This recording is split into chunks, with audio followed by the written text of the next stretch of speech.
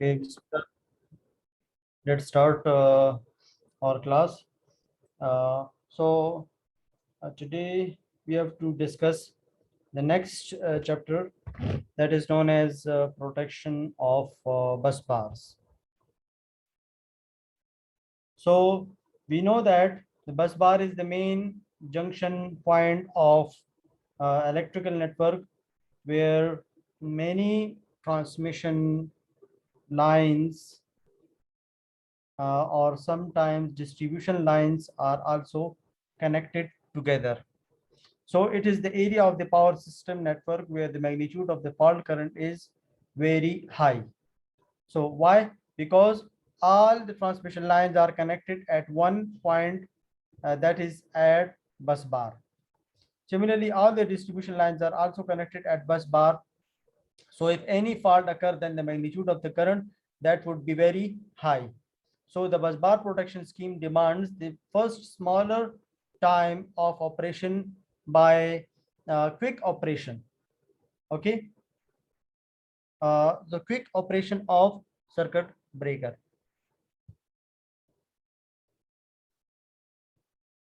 Smaller time of operation. The bus bar protection scheme demands smaller time of operation by quick operation of circuit breakers. And whenever bus fault occurs, we have to detect the fault, and not only that, we have to isolate the breaker in this condition with minimum time. Okay. So the bus bar protection scheme also demands very high sensitivity during internal faults. And so whenever any internal fault occur, that means whenever any fault occur on the bus, so maybe face to face or face to earth or some other type of bus faults, then we need to detect that fault without any problem. And this third is the better stability. The third point is the better stability in case of external faults. Okay, that is also the demand of the bus bar protection. So if any fault occur on the line instead of bus, then bus bar relay should not operate in that condition. So this is the third requirement. Okay, now whenever fault occur on the bus bar protection scheme operates. So if let us say this is the bus bar. Okay, it is a single line diagram. However, there are three red, yellow, blue for each phase. One bus is there. Okay, so whenever any fault occur on this bus, for example, this is the internal fault occur in this bus. Okay, so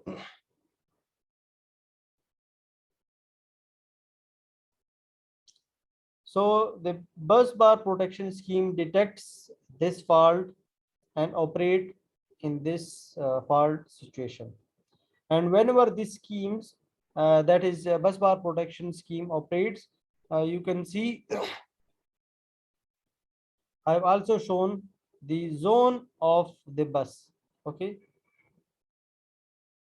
so there is a this dotted line shows the zone zone of protection. Okay, so this zone of protection scheme with dotted lines is the differential protection zone. Okay, so whenever bus fault occur and whenever the bus bar protection scheme operates, then it is going to trip all the breaker associated with the line connected at the bus bar. Okay, so all the line associated with this uh, zone will be protected by tripping all the circuit breakers, okay, connected in this zone. So you can see that here there are two incoming lines, that is line 1 and line 2, okay, line 1 and line 2, okay. These two are the incoming lines uh, for the circuit breaker and circuit breaker 2. Circuit breaker 1, line 1 is the incoming line for circuit breaker 1 and line 2 is the incoming line for circuit breaker 2.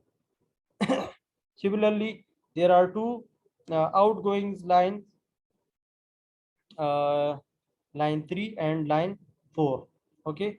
So and for these two lines, uh, the circuit breaker 3 and circuit breaker 4 are connected. So whenever bus fault occur, internal fault on the bus bar occur, all the four circuit breakers from 1 to 4 that is going to be tripped by the bus bar protection scheme, okay. Because all these these four circuit breaker are associated with this protection zone. So it is isolated the bus from rest of the system by this way, okay. So it is very important to detect whether the fault is an internal fault on the bus bar or it is the external fault on the bus bar.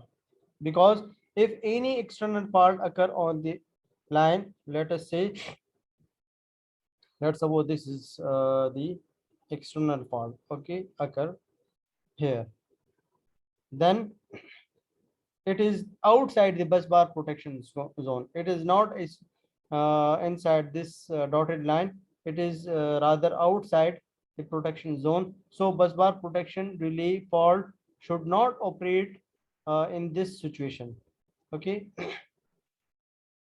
Otherwise you are unnecessary disconnecting the other three lines, that is line 3, line 1 and line 2, on which there is no fault, okay. So there must be a care that whether it is internal fault or external fault, because if external fault occur on line 4 only, so the circuit breaker 4 should be tripped for this particular fault. And if all the four circuit breakers are tripped for this external fault, so this is undesirable, because unnecessarily the supply for the line 1, 2 and 3 will be shut. So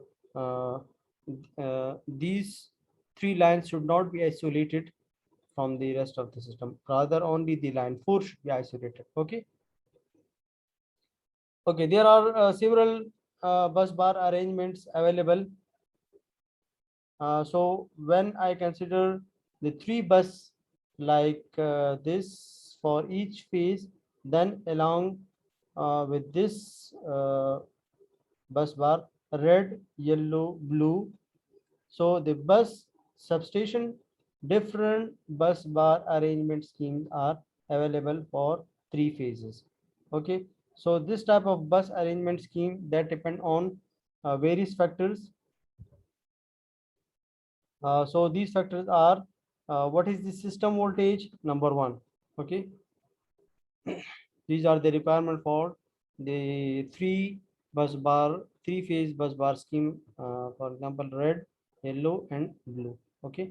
So the first requirement is uh, what is the system voltage. The second is the system voltage at which at what level, voltage level, okay. Whether it is 132 to 20 kV or 40 kV or 500 kV. So what is the system voltage? The second, that is the reliability of system, whether you want to how much reliability of the supply, okay, you required when you operate any of the incoming line or when you connect any of the outgoing line, or anything happens on the line, then whether you want how much reliability. Okay, so this is the requirement. This is the factor on which the bus bar arrangement depends. The system is the third point is the position of the substation in the system. Whether your substation is very important in the particular network, then that is also going to decide the bus bar arrangement. Okay. The fourth point is flexibility, and the fifth is the cost. So as you increase the cost, flexibility also increases, and when you reduce the cost, flexibility also reduces. Okay, so flexibility in term of power.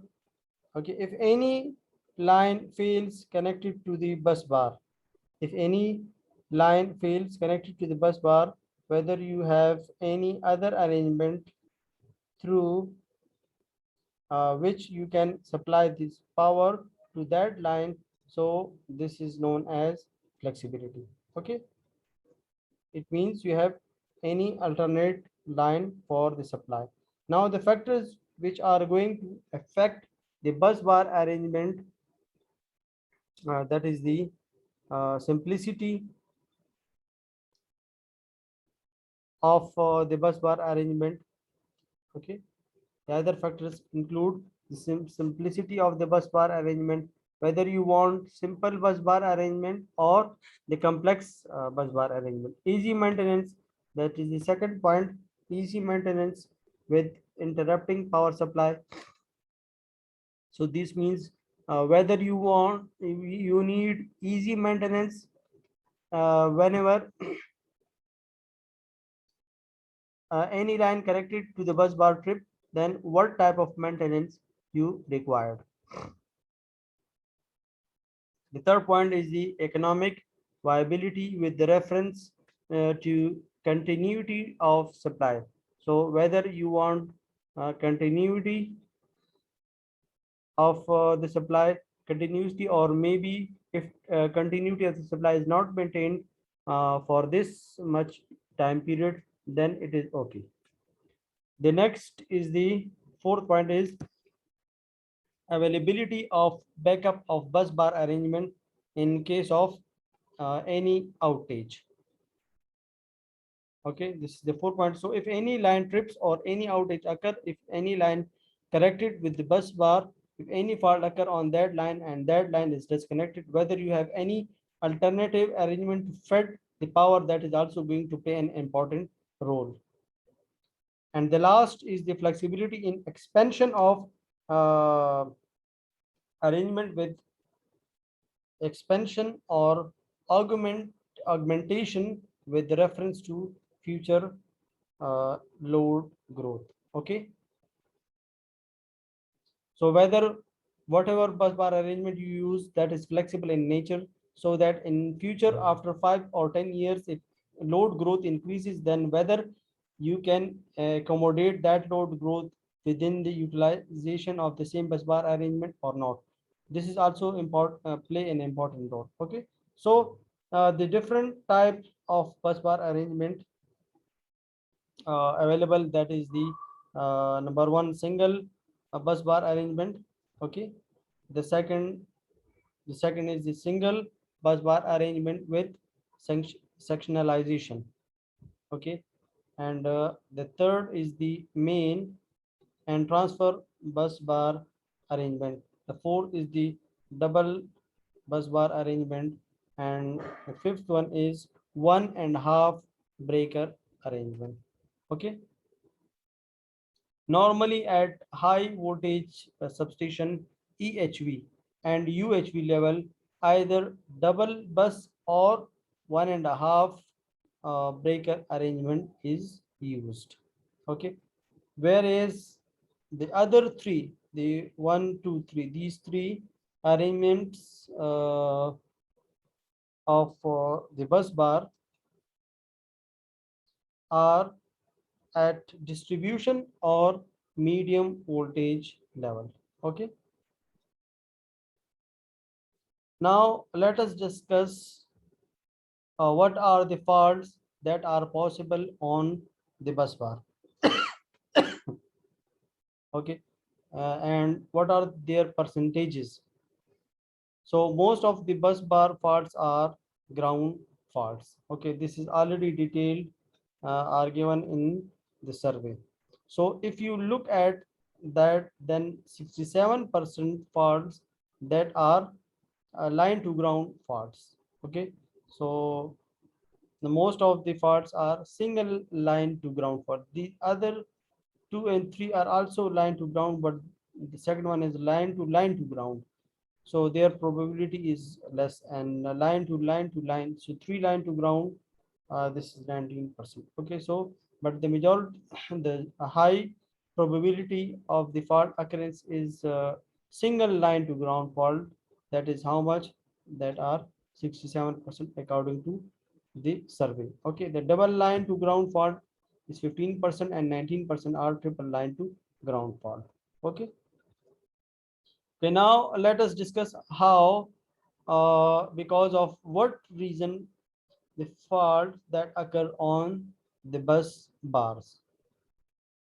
Okay, so the first reason, okay, the first reason is the uh, insulation failure due to the deterioration of the material. This is the first reason. So if any insulation fails, the first point means if any insulation fails, uh, but fault occur. Okay, then fault occur. The second one is the flashover caused by prolonged and excessive over voltages. So because of over voltage, if any flashover occur, then that is also going to damage the insulation, and hence the fault occurs. Okay, the third is the failure of breaker or any other switch gears. Because of that also there is possibility of bus fault. Okay, and the fourth one is the human error in operating and maintenance of switch gear. So when you operate the particular bus bar arrangement, and if any human error is there, then there is a fair possibility of bus fault. Okay, the fifth one is the foreign object falling across bus bar. Means tree falls on the bus bar like this. Okay, then also bus fault occur. Or the sixth one is if any contact may be by animals, then also this type of the fault occurs. Okay, so the fault on bus bar whenever occur, then whether how much damage that is going to create, that depend on default type, what type of fault occur, what was the fault occur, how much duration that fault occur, what is the fault level of the bus fault, and what is the withstand capability of the switch gear, that is the circuit breaker. Okay, so the damage of the equipment depend on these 4 points: fault of the type and the fault type, fault duration, fault level, and withstand capacity of the circuit breaker or any protective device. Okay, now let us see what are the requirement of bus bar protective scheme. So the main requirement is the high speed relaying in case of internal fault. Okay, this is the first point: high speed protection during in zone faults. So if any bus bar fault occur on the bus, then the relaying scheme should operate within the within a cycle. So minimum damage that is going to occur. The second point is the stability during all type of external faults. So if any fault occur on the line connected with the bus, then there is no unnecessary interruption of power because of tripping of all the circuit breakers. Okay, so we have already discussed this point. Okay, so unnecessary interruption of the supply should be avoided.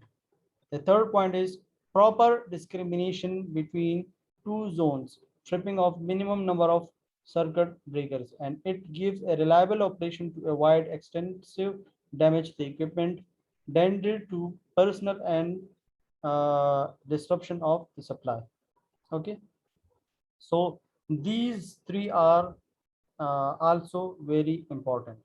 Now, because we before we proceed, what are the different type of protective schemes used in bus bar arrangements? Okay, so let us discuss. Before this, first discuss the CT saturation phenomena, because the CT saturation phenomena is very important so far as the bus bar protection scheme is concerned. So let us discuss the first, that is the CT saturation phenomena. Okay, so whenever the required flux density D, that is produced in the CT uh, secondary of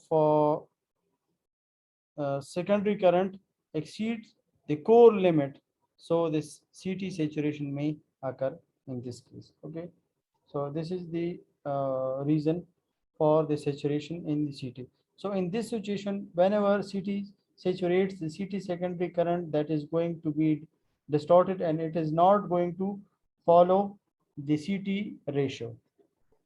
Okay, so when the CT is working in linear region, whenever the CT saturate, it enters into the non-linear region. So CT depend on many factors, and these factors are uh, what is the burden of CT, what is the ratio of the CT, and the third is the what is the core material used in the CT. The fourth one is what is the cross sectional area of the core. Okay, what is the level of remnant flux in the CT, and the sixth one is what is the DC offset in the fault current that is going to affect, okay, whether CT saturates or not. Okay, so to understand the saturation phenomena in CT, let us consider the equivalent or simplified circuit of CT. So you can see that this circuit looks like the equivalent circuit of transformer. So CT is actually a transformer. So CT, abbreviation is current transformer. So you have one component that is here.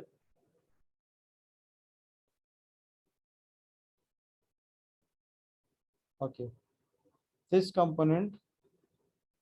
Okay, this one.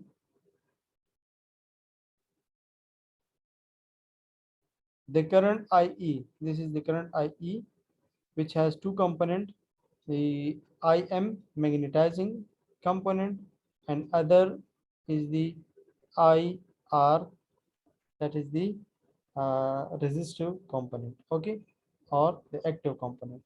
So you have also the RM and LM. You have the other two resistance or impedances, that is RP and LP. Okay, RP and LP. So these are on the primary side. Okay, and RS and LS on the secondary side. Okay, you have the load or burden impedance also, that is RB, and across this you have the secondary voltage Vs. Okay, so Vs is the terminal voltage of CT, and Es, that is the EMF used in the secondary side. Okay, so if I want to define them, Lm and Rm, that represents the non-linear magnetizing inductance and iron loss equivalent resistances. So these two, Lm and Rm, that is the non-linear magnetizing inductance and iron loss equivalent. Okay,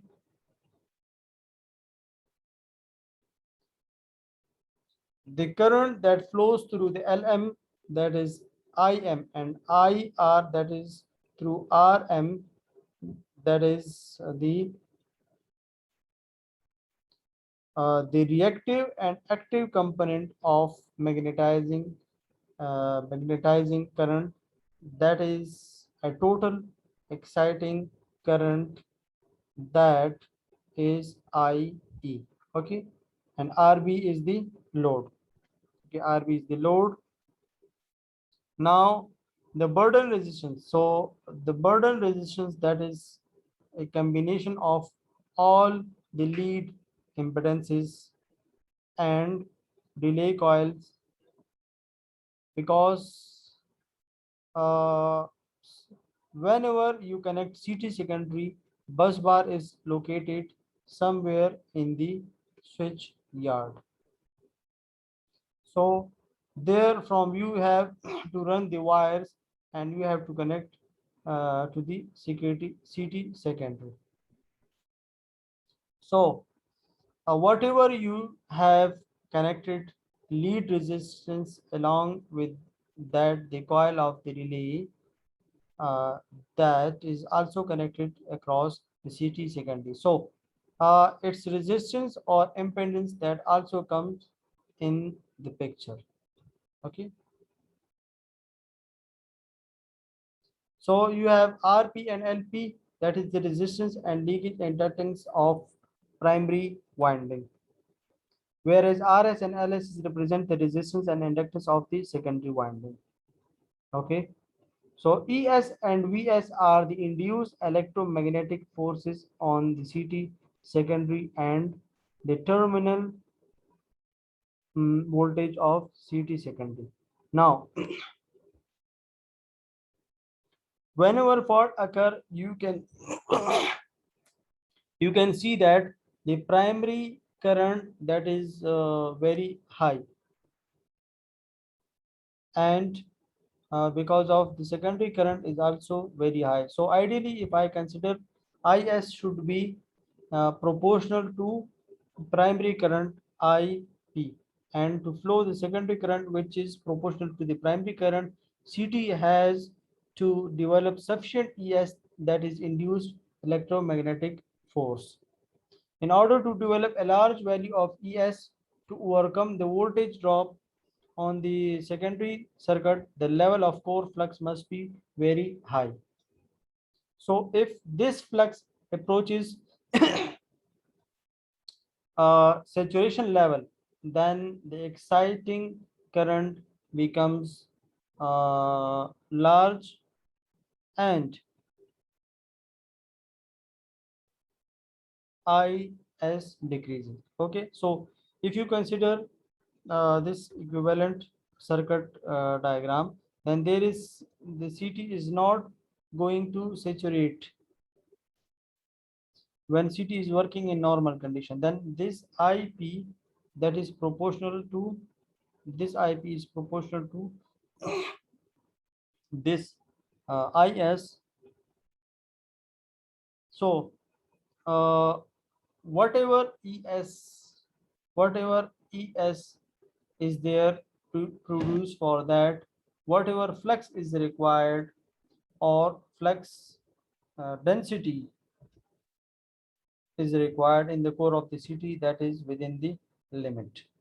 Okay, So whenever CT saturates, then IP will no more be proportional to IS. Okay, so that is the relation for the saturation and non-saturation condition.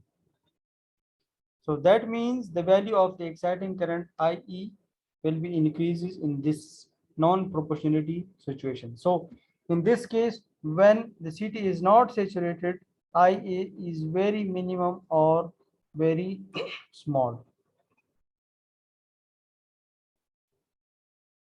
However, when CT saturates enter in the non-linear region, then IP is not proportional to IS, the secondary current of CT.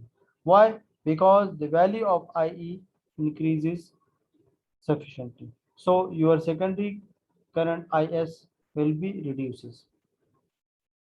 And because of that, to produce the same value of ES, the flux density or flux increases. Therefore, as I've told you, IS is less than what is or when CT was not saturated. Okay.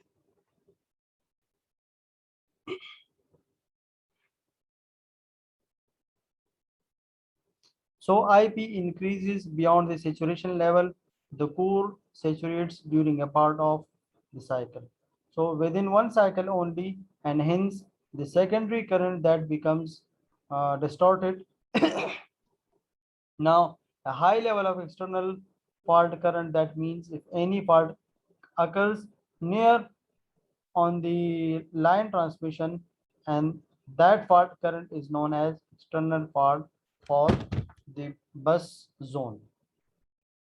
Okay, or bus bar protection scheme. So this type of fault that causes a CT saturation, because of which the secondary current that can be different out of many CTs for other lines. So this result in a flow of differential current, the operating element of the relay, and hence differential current may be maloperated. Therefore, it is essential to detect CT saturation phenomena and block the operation of relay. When such type of external fault occur and when CT saturates. Okay. So to discuss the differential bus protection, okay, uh, we will discuss this in the next session. Okay, so thank you for the moment.